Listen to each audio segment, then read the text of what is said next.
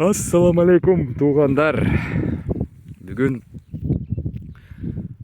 29 март saat 11 Тайский крайдан бүт момун мусулмандарды ыйык айт эйит күнүңүздөр менен куттуктайм. Эйдиңиздер, айтыңыздар муарек болсун туугандар. Азыркы учурда бизде жайыт күн башталды туугандар. Биз малды талага айда баштадык. Ар ким ар кандай түшүнөт экен. Жайыт десе жайытты кыргызча ойлойт экен да, баягындай жайлоого алып барып айдай турган деп. Эми бизде жайлоо жок туугандар. Бизде момундай тала бар. Ушундай талага айдайбыз. Чөп мына жатат. Мына чөптү көтөрсө, бул чөптүн астынан да жашыл чөп бар. Карагыла чөп.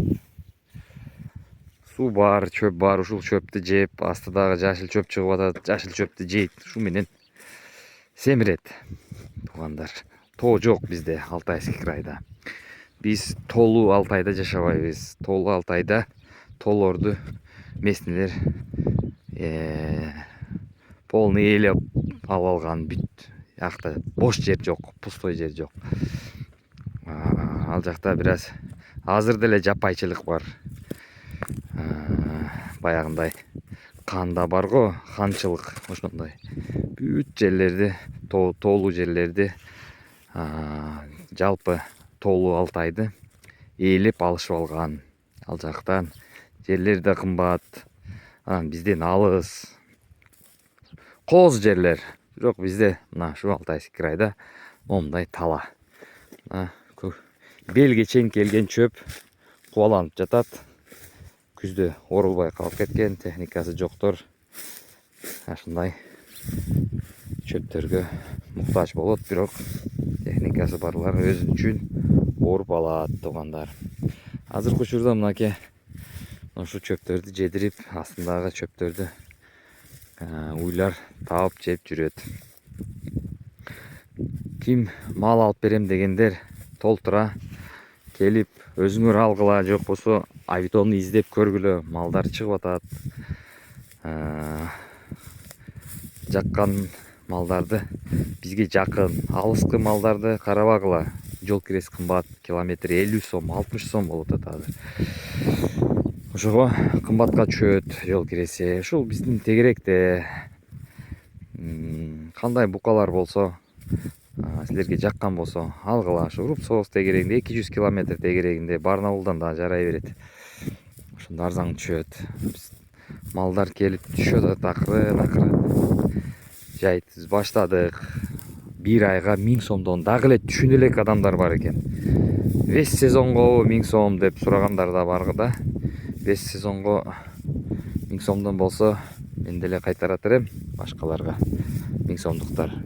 Жок, айына туугандар, бир айына 1000 рубльдан малды кайтарып беребиз. Алып берсеңиздер, күздө кайра беребиз. Кышы менен карап бере албайбыз. Кышы менен караш оңой эмес туугандар. Ушул туугандар, анан ушул жерде бир ушундай эйит күнү, ыйык, биздин мусулмандарга ыйык күндө мен бир тааныш досум бияктан улут орус Игорь деген киши, мен теңги жигит, кичүү кызы рак оорусуга жолукканына 1 жыл болуптур. Мен билбеген эмесмин аны. Достошуп эле жүрөбүз. Бүгүн ушул мага чалып бираз тыйын сураган экен.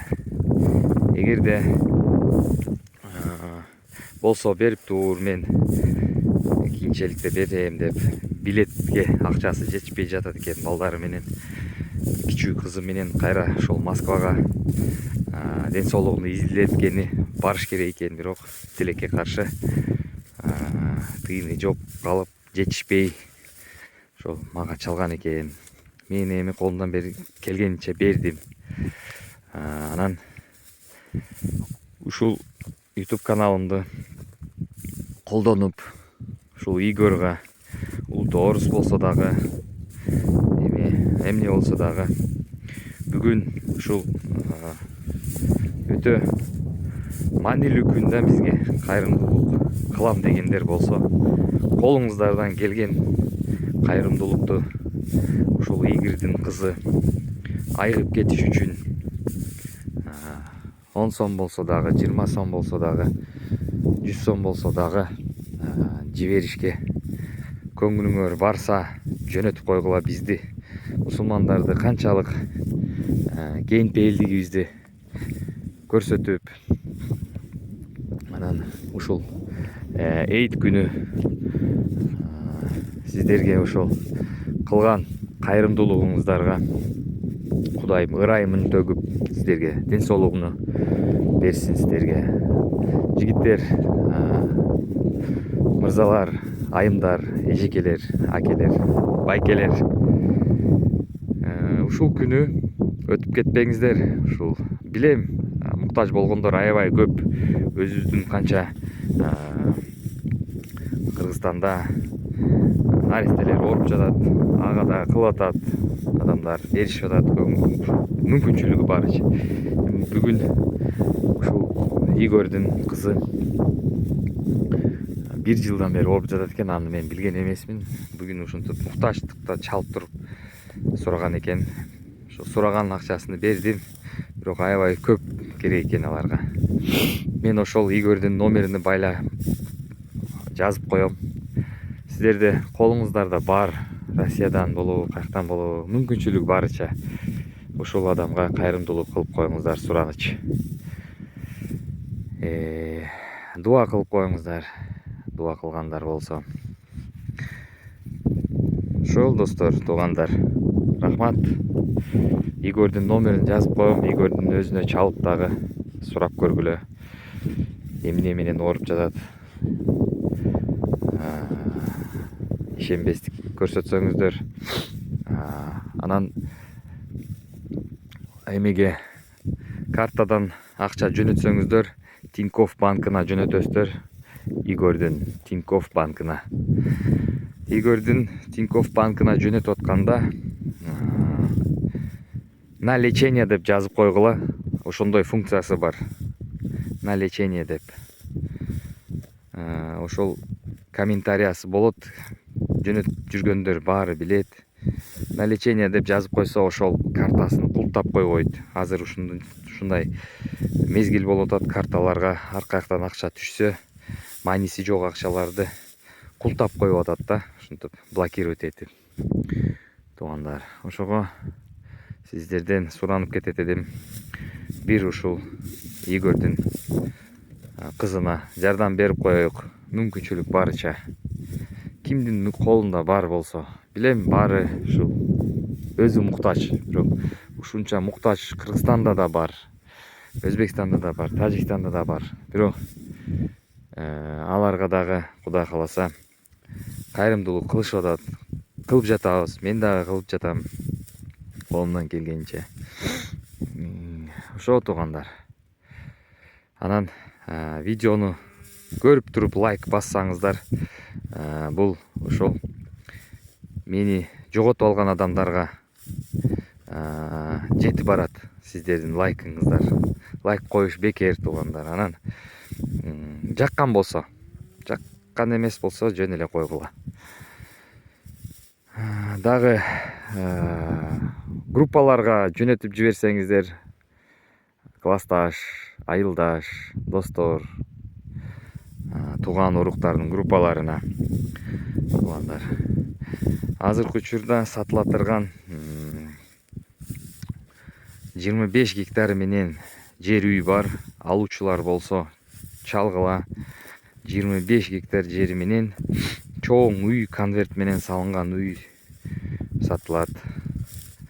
Дагы балча элек менен алектенген адамдар болсо мага кайрылууга чыккыла. Мен азыр 50-ке 50-пи, 60-ка 40-пы, кандай силер ойлойсуңар, ошондой ой менен менде азыр балча электер бар, ошону ишке салыш керек. Чогуу иштесек болот. Былтыр азыр жакшы эле түшүм болду балдан. Иштешем дегендер бал челекке түшүнгөн, айриге түшүнгөндөр чалгыла, жазгыла, сунуштарды бергиле, сүйлөшүп, кеңешип, бир кандайдыр жыйынтыкка келебиз туугандар. Игорьдун Т-банк, Тинькофф банкынын номерин жазып коем. Мүмкүнчүлүк барыча ошол Игорьга жардам берип коелук. Өзү бир муктаж болуп жатат адам. Рахмат туугандар.